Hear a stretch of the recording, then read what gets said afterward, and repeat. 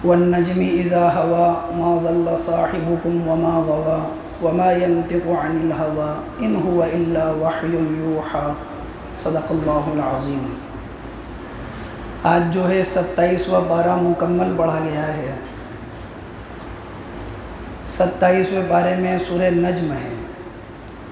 سورہ نجم قرآن کریم کی یہ وہ صورت ہے کہ جس کے اندر آیت سجدہ، جو سب سے پہلی آیت سجدہ نازل ہوئی ہے وہ سورہ نجم میں ہی نازل ہوئی ہے۔ قرآن کریم میں 14 آیت ایسی ہیں جنہیں آیت سجدہ کہا جاتا ہے، تو ان میں سب سے پہلی جو آیت سجدہ نازل ہوئی ہے وہ سورہ نجم میں نازل ہوئی ہے۔ یہ صورت وہ صورت ہے کہ ایک مرتبہ حضور اکرم صلی اللہ علیہ وسلم بیت اللہ کے سامنے نماز پڑھ رہے تھے، اور وہ وقت تھا کہ جب آپ علیہ الصلاۃ والسلام کی مکہ کے مشرکین مخالفت کیا کرتے تھے، تو حتیم کے اور بیت اللہ کے آس پاس میں وہ لوگ بھی بیٹھے ہوئے ہوتے تھے۔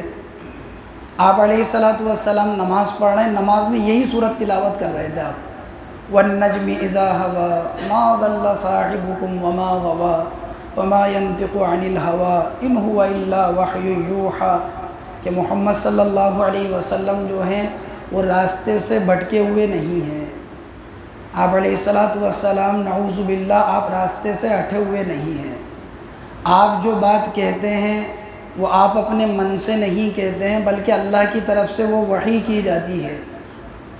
ان آیاتوں کا یہ خلاصہ ہے۔ اللہ کے نبی نے پوری صورت پڑھی، جب آپ بالکل آخر کی آیت پر پہنچے جس میں سجدے کا حکم ہے، تو اللہ کے نبی نماز پڑھ رہے تھے، اس لیے آپ سجدے کے اندر چلے گئے۔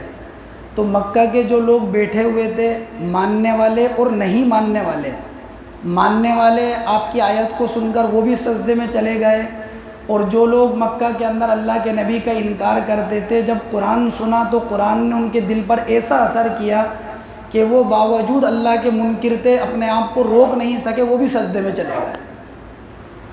محدثین نے لکھا ہے، مورخین نے لکھا ہے کہ جب اللہ کے نبی علیہ الصلاۃ والسلام سجدے میں گئے تو جتنے وہ لوگ تھے جو مشرکین تھے جو سجدے میں چلے گئے، اللہ نے سب کو ہدایت دے دی تھی،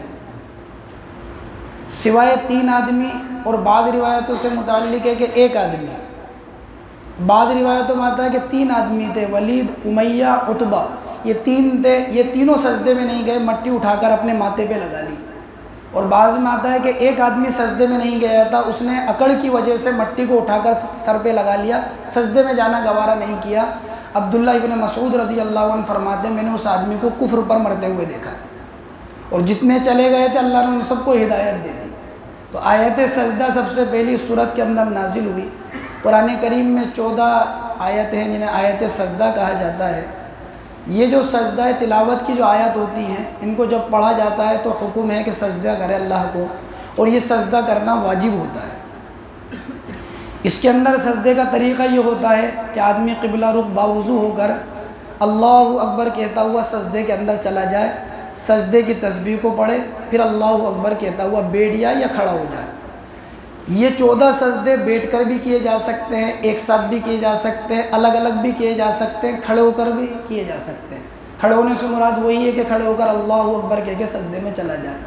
اس کے اندر نہ تو اللہ اکبر کہہ کر ہاتھ باندھے جاتے ہیں، نہ اس میں سلام پھیرا جاتا ہے، بس سجدے کی آیت کو تلاوت جب کر لیتا ہے، یا اس نیت سے جو آدمی نے سجدے کی آیت تلاوت پہلے کر چکا، اس نیت سے آدمی سجدے کے اندر چلا جائے، یہ سجدہ تلاوت ادا ہو جاتا ہے۔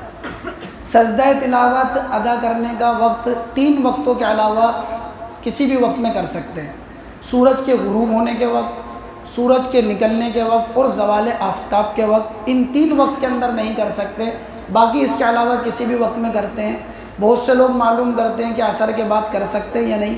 عصر کے بعد نفل نماز پڑھنا منع ہے، سجدہ تلاوت منع نہیں ہے، تو عصر کے بعد بھی سجدہ تلاوت کی جا سکتی ہے، ایک ساتھ بھی کر سکتے ہیں، الگ الگ بھی کر سکتے ہیں۔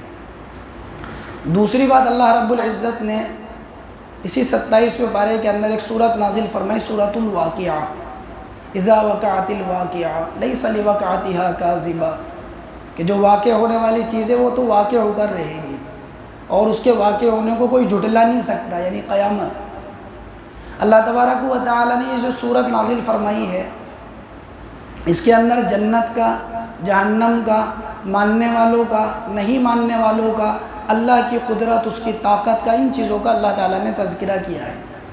یہ وہ صورت ہے قرآن کریم کی جس کے بارے میں آتا ہے کہ حضرت عبداللہ بن مسعود رضی اللہ عنہ جو جلیل القدر صحابی ہیں، اس امت کے سب سے بڑے فقیہ، صحابہ میں سب سے بڑے تفقہ رکھنے والے کہا جاتا ہے جنہیں۔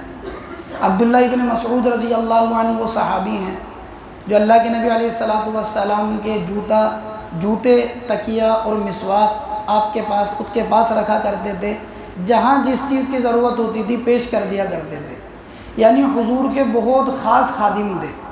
عبداللہ بن مسعود رضی اللہ عنہ وہ صحابی ہیں جن کے بارے میں اللہ کے نبی علیہ السلام نے فرمایا تھا کہ تم 4 آدمیوں سے قرآن کریم کو سیکھو، ان میں سے ایک عبداللہ بن مسعود رضی اللہ عنہ ہے۔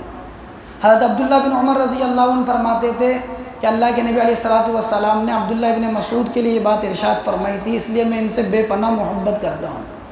عبداللہ بن مسعود رضی اللہ عنہ وہ صحابی ہیں جن کے بارے میں اللہ کے نبی نے فرمایا تھا اگر تم یہ چاہتے ہو کہ قرآن جس طرح نازل ہوا ہے اگر اس طرح پڑھا جائے تو تم عبداللہ بن مسعود کے طریقے پر قرآن پڑھو۔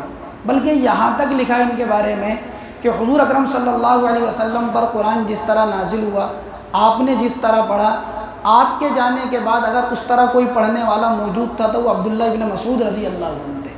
عبداللہ بن مسعود رضی اللہ عنہ وہ صحابی ہیں جن کے بارے میں اللہ کے نبی نے فرمایا تھا اگر میں تم میں سے کسی کو بغیر مشورے کے امیر بناؤں تو وہ عبداللہ بن مسعود ہیں، ان کو امیر بناؤں۔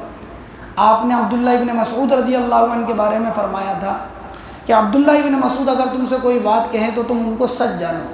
حضرت علی رضی اللہ عنہ جب کوفہ گئے تو آپ نے فرمایا کہ اللہ عبداللہ بن مسعود کے اوپر رحم فرمائے، اس نے کوفہ کو علم سے بھر دیا، یعنی علم ان کے ذریعے سے وہاں پر پہنچا۔ حضرت عبداللہ بن مسعود رضی اللہ عنہ کا جب انتقال ہونے لگا تو یہ اپنے گھر پر موجود تھے، حضرت عثمان کا زمانہ تھا وہ۔ حضرت عثمان رضی اللہ عنہ ان کے پاس آئے تو دیکھا کہ رو رہے ہیں، تو پوچھا کہ ابن مسعود کیا بات ہے، کیوں رو رہے ہو؟ تو کہنے لگے کہ میرے گناہ مجھے رلا رہے ہیں، اتنے سارے فضائل جو میں نے آپ کو بتائے ہیں اس کے باوجود کیا کہہ رہے ہیں کہ میرے گناہ مجھے رلا رہے ہیں۔ صحابہ میں یہی سب سے بڑی بات تھی کہ صحابہ عمل کر کے بھی ڈرتے تھے، ہم میں سب سے بڑی کمی یہ ہے کہ بغیر عمل کے بھی ہم اکڑتے ہیں۔ صحابہ میں یہ بات تھی، کہا میرے گناہ مجھے رلا رہے ہیں۔ پوچھا کہ کسی چیز کی حاجت ہے آپ کو؟ کہا کہ اللہ کی رحمت کی ضرورت اور اللہ کی رحمت کی حاجت ہے۔ کہا کہ عبداللہ بن مسعود آپ نے کئی وقت ہو گیا، کافی وقت سے آپ نے وظیفہ نہیں لیا بیت المال سے، آپ کا وظیفہ آپ کو دے دیا جائے؟ تو کہنے لگے کہ مجھے اس کی حاجت نہیں ہے۔ کہا کہ میں آپ کی بات نہیں کر رہا، تو عثمان کہہ رہے ہیں میں آپ کی بات نہیں کر رہا، بلکہ میں تو یہ چاہتا ہوں کہ تمہاری بیٹیوں کے وہ کام آ جائیں۔ تو حضرت عبداللہ بن مسعود نے اس وقت یوں فرمایا تھا کہ عثمان، میں نے حضور اکرم صلی اللہ علیہ وسلم سے یہ بات سنی ہے، جس گھر کے اندر رات کے وقت میں سورہ واقعہ تلاوت کی جاتی ہے وہ گھر والے کبھی بھی فاقے سے نہیں رہ سکتے، بھوکے نہیں سو سکتے، تنگ دست نہیں سو سکتے وہ گھر والے، جس گھر کے اندر سورۃ الواقعہ۔ اس لیے ہم بھی یہ اہتمام کر لیں کہ انشاءاللہ روزانہ مغرب سے لے کر سونے سے پہلے ایک مرتبہ گھر کے اندر سورہ واقعہ ضرور پڑھائیں۔ اور یہ بات کر ہی رہے تھے حضرت عبداللہ بن مسعود رضی اللہ عنہ، اسی رات میں حضرت عبداللہ بن مسعود کا انتقال ہو گیا تھا۔ یہ سورۃ الواقعہ ہے اور اس کے متعلق فضائل ہیں۔ آپ جس طرح بیٹھے ہوئے ہیں اسی طرح بیٹھے رہیں، 2 بچے قرآن کریم پڑھیں گے۔